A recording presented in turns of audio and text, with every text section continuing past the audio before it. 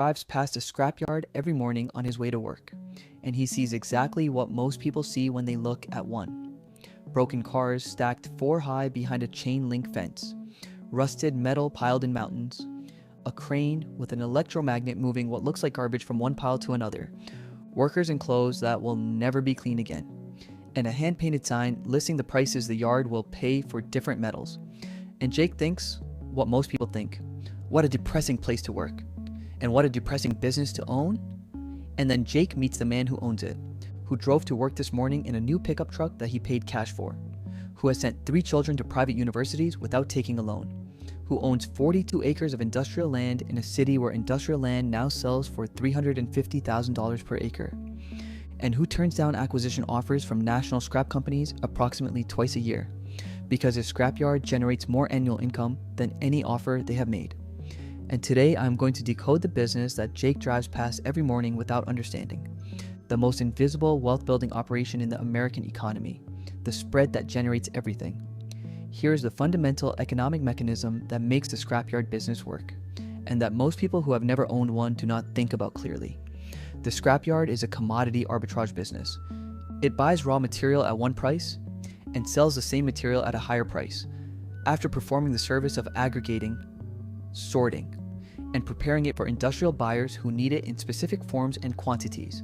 Copper wire that Jake brings in from a construction job pays him approximately $3.20 per pound at the scrapyard.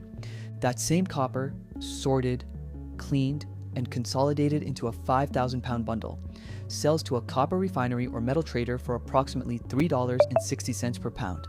The spread of 40 cents per pound on 5,000 pounds of copper is $2,000 from one transaction before labor and processing costs, and the scrapyard handles hundreds of such transactions every day in dozens of different materials at margins that vary with commodity prices, but that consistently generate gross margins of 15 to 30% on total throughput. The car buying economics that most people never calculate. Here's the revenue breakdown on the transaction that happens dozens of times every day at a medium-sized scrapyard, and that illustrates the economics more clearly than any other single example. Jake's neighbor has a 2008 Ford F-15, with a blown engine. It is not worth repairing. Nobody wants to buy it, and Jake's neighbor calls the scrapyard and takes the highest bid, which is $450. The scrapyard sends a driver with a flatbed to collect it. Transportation costs approximately $75. The car arrives at the yard and processing begins. The catalytic converter is removed first. It contains platinum, palladium, and rhodium, and depending on the vehicle, it is worth between $150 and $800 to a precious metals recycler. The copper wiring is removed, approximately 45 pounds in a typical F-150, at $3.60 per pound, $162. The aluminum engine block and wheels, approximately 220 pounds at 60 cents per pound, $132. The battery, approximately $40. The remaining steel body and frame, approximately 2,200 pounds at $160 per ton, $176.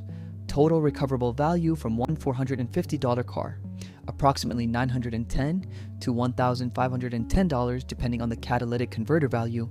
Gross profit on the transaction, approximately $385 to $985 per car on dozens of cars per day. The commodity timing that creates fortunes. Here's the economic dynamic that transforms a profitable scrapyard into a generational wealth machine, and that most people who invest in stocks and real estate have never thought about. Commodity price timing. The scrapyard buys metal from the public at prices based on today's commodity market, and sells that metal to industrial buyers at prices that reflect the market at the time of sale, which creates an inventory that fluctuates in value with every movement in global commodity markets. And for a scrapyard owner who understands this dynamic, the inventory itself becomes a speculative position in the commodity markets without the leverage and risk of futures trading. In 2020, steel scrap was trading at approximately $400 per ton. A scrapyard owner who accumulated large steel inventory at that price and held it through the supply chain disruptions of 2021 and 2022, sold that same steel at prices approaching $1,800 per ton, a 4.5 times increase in the value of material that was sitting in their yard, doing nothing, While the world's supply chains were disrupted, the scrapyard owners who understood commodity cycles, who had the land to store large inventory, and the financial patience to wait for the right moment to sell, made more money from commodity timing in 18 months than many businesses make in a decade. And they made it from material that most people drove past every day thinking it was junk. The land appreciation that nobody discusses. Here is the economic dimension of scrapyard ownership that is the most underappreciated. And that explains why the families who have owned scrapyards for 2 or 3 generations are among the wealthiest people in their communities. Despite running businesses that most people consider undesirable, a scrapyard requires large acreage, typically 5 to 50 acres or more depending on the volume of the operation, and the original scrapyards in American cities were established in industrial zones that were inexpensive, often located near rail lines or waterways for transportation access, in areas that were considered undesirable for residential or commercial development. The father who bought 40 acres of industrial land near a rail yard in 1975 for $300,000 and built a scrapyard on it is sitting on land that a developer offered his son $14 million for in 2026 because that industrial land is now adjacent to a growing urban core that developers want to convert to mixed-use residential and commercial development. And here is the economic genius of the scrapyard owner who said no to the $14 million offer. The scrapyard generates approximately $2 to $3 million per year in operating income. At a $14 million sale price, the after-tax proceeds invested conservatively would generate approximately $500,000 to $700,000 per year. The scrapyard generates 3 to 4 times that annual income. While the land continues to appreciate, the $14 million offer was declined because it was the wrong economic decision. The equipment economics that create the barrier to entry. Here is why you cannot simply open a scrapyard with minimal capital and expect to compete with established operations. The equipment required to process scrap metal at commercial scale represents an investment of $5 to $20 million that creates a meaningful barrier to entry for new competitors. An industrial metal shredder, the machine that processes entire vehicles and large metal pieces into uniform, fist-sized fragments suitable for steel mill consumption, costs between $2 and $10 million to purchase and install, requires a dedicated power supply that can cost $1 to $2 million in infrastructure, and consumes approximately 1 megawatt of electricity per hour of operation. A crane with an electromagnetic attachment for moving ferrous metal costs between $500,000 and $2 million, and the certified scale house that accurately weighs incoming and outgoing material, which must be certified by state weights and measures authorities, costs $100,000 to $500,000 to install. The combination of equipment investment, land requirement, environmental permits, and operational expertise means that a new entrant to the commercial scrap market faces startup costs of $5 to $20 million before processing a single pound of metal, which has historically limited competition in most regional markets to a small number of established operators who maintain their market position through long-standing relationships with industrial accounts, demolition contractors, and the public who sell the material. The EV battery recycling revolution. Here's the economic development that is creating the next generation of opportunity in the scrapyard business, and that is attracting investment from sources that never previously looked at metal recycling. The global transition to electric vehicles is creating an enormous and growing stream of lithium-ion battery packs that will need to be recycled at the end of their useful lives. An EV battery pack contains lithium, cobalt, nickel, and manganese, all of which are valuable materials that can be recovered through specialized recycling processes.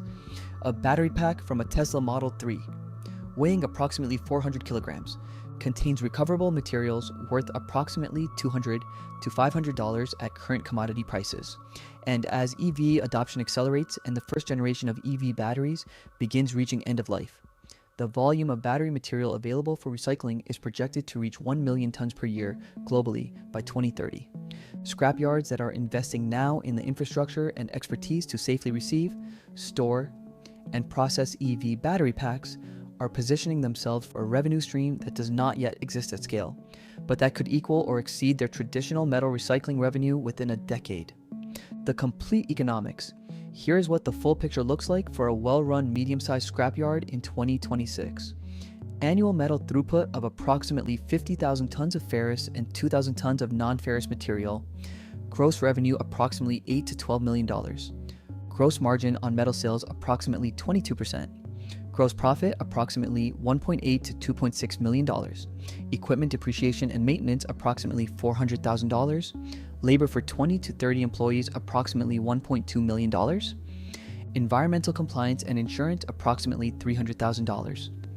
Operating income, approximately $300,000 to $900,000 on the core metal business, plus commodity inventory appreciation during favorable price cycles, potentially adding $1 to $3 million in exceptional years, plus land appreciation that adds value outside the income statement, creating a net economic position that is substantially more favorable than the operating income alone suggests. Jake drives past the scrapyard on his way home, and for the first time, he is not seeing junk. He is seeing copper at $4 a pound, steel at $1,200 a ton, 42 acres of land at $350,000 per acre, and a business that has been printing money quietly. In an industry that nobody glamorizes, for 3 generations of the same family, while everyone who drove past it thought it was a depressing place to work. You have been decoded.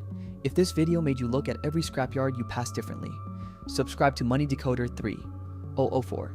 Every single week, we decode the most overlooked, most underestimated, and most genuinely profitable businesses hiding in plain sight in the American economy. Simply, honestly, and clearly, drop a comment below. Is there a scrapyard near you that you drive past every day?